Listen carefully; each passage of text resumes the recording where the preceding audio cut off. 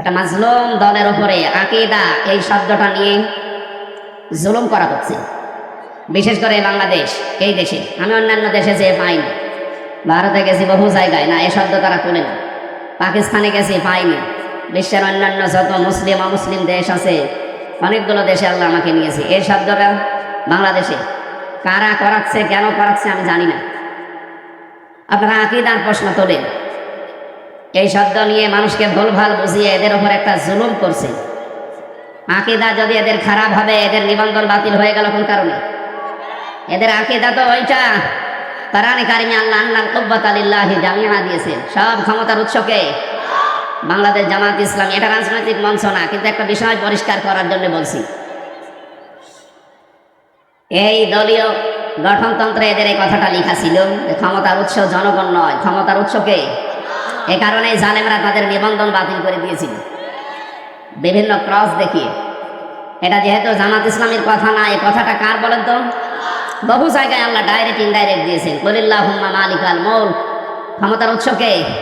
বারবার এই শব্দ বলছি কেন? কারণ এই দেশে এখনো পর্যন্ত অনেক মানুষের আকীদা, চিন্তা ধারা, বিশ্বাস ক্ষমতার উৎস আল্লাহ নয়, ক্ষমতার উৎস জনগণ। অথচ এটা একটা শিরিক, হয়তো জেনে করছে, না হয় না জেনে করছে।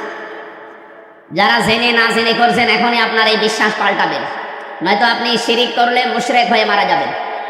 কথা বুঝতেছেন? আল্লাহ যেটা পারে ওইটা অন্য কেউ পারে, এই বিশ্বাস করার নাম শিরিক। আর শিরিক যারা করে তারা মুশরিক। আপনি আমার সামনে নামাজ পড়ে, রোজা রেখে, হজ করে এসে, দান সাদকা করে, মসজিদের সভাপতি হয়ে জেনে হোক না জেনে হোক এই শিরিক করার মাধ্যমে জাহান্নামী হয়ে যাবেন না, এটা আমরা হতে দেব না। যাদের আকীদা এইটা ছিল না, ক্ষমতার উৎস জনগণ, এটা যারা বিশ্বাস করতো না, যারা বিশ্বাস করতো ক্ষমতার উৎস আল্লাহ, তাদেরকে যারা নিষিদ্ধ করেছিল মাত্র 5 দিনের ব্যবধানে আল্লাহ নিজে তাদেরকে নিষিদ্ধ করে দিয়েছে। তাদের একটা অঙ্গকে নিষিদ্ধ করা হয়েছে। তাদের এই অঙ্গ নিষিদ্ধ হওয়ার পেছনে 100 কারণ আছে। তাদেরকে বৈধতা দেওয়ার জন্য আজ যারা লাফাচ্ছেন, বিভিন্ন দরদ মাখা কথা বলছেন, আপনি একটা কারণ দেখাতে পারবেন যে তাদেরকে বৈধতা দেওয়া যায় না? আমার এই মোবাইলে আছে 100টা কারণ আমি দেখাতে পারবো। নিম্ন কারণ হচ্ছে তারা 100 মেয়েকে ধর্ষণ করার পরে মিষ্টি বিলিয়েছে। যাদেরকে নিষিদ্ধ করা হয়েছে এইটা তাদের জীবনে আছে না? কথা বলে না কেন? যে 100টা মেয়েকে জাহাঙ্গীরনগর বিশ্ববিদ্যালয়ে ধর্ষণ করা হয়, ওগুলো হয় আমার মেয়ে নাই আমার বোন। কথা বলে না কেন? এটা সর্বনিম্নটা গেল। বড়টা কোনটা? বড়টা তারা মুসলমান মনে করে, শিবির মনে করে বিশ্বজিৎকে মেরে ফেলেছে। আমার সাথে 3 বছর এক ঘরে ছিল সেই ছেলেটা, শাওন। আমি বললাম, ভাই আপনি এই কাজ করলেন কি? ও কিছু বলে নাই। হ্যাঁ বলেছি। ওরে আমরা যখন কোপ দিচ্ছিলাম আমাকে বলেছে যে কিসের শিবির? আমি তো হাফ হাতাই না, আমি ফুল হাতা। তারপরে ওরে আমরা ছাড়ি না। ফুল হাতা বোঝে? আমি আগে বুঝতাম না, ওই দিন ওর কথা শুনে বুঝলাম যে ফুল হাতা কি। আমাদের যিনি জেলার ছিল দেবদুলাল, যখনই আসতো মানুষ সব দাঁড়িয়ে বলতো ফুল হাতা আসতেছে।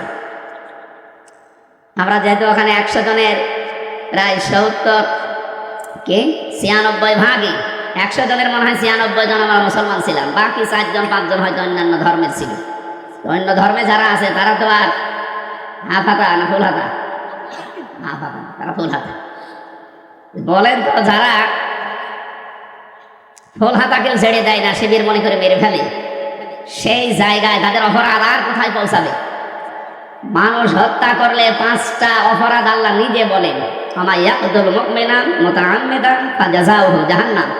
প্রথম পুরস্কারই আল্লাহ তাকে দেবে জাহান্নাম। সুতরাং জুলাই আগস্টের গণহত্যার সাথে যারা জড়িত, তাদের তো 1টা 2টা না, 3732 জন মানুষ মেরে ফেলেছে। কোনো কারণ দেখাতে পারবেন না এদের এই কারণে মারলাম না, বিনা কারণে। আদালত কর্তৃক কোনো, বিচারালয় কর্তৃক কোনো ফাঁসির রায় হয়েছিল এই 3732 জনের পক্ষে না। কেন আপনি মেরে ফেললেন?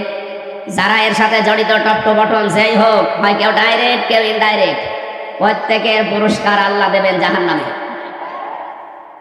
আমরা অনেকে এই মনে করে আসি যে যাবো না, 5 বছর থাকবো, জাহান্নামে যাওয়ার পর আবার বের করে দেবে আল্লাহ। পরে শব্দ দিয়েছেন খালিদান ফিহা, 2 দিন পরে বের হবে না, স্থায়ীভাবে থাকা লাগবে। এই খালিদান ফিহা, স্থায়ীভাবে থাকা লাগবে। কতদিন এটা আর বলা নেই। বলেন তো, এটা আর বলা নেই। ফাঁসির যাদের রায় হয়, যে মানুষগুলো যাবজ্জীবন পায়, এ সর্বনিম্ন 30 বছর জেল খাটা লাগে কাজকর্ম করে দিলে।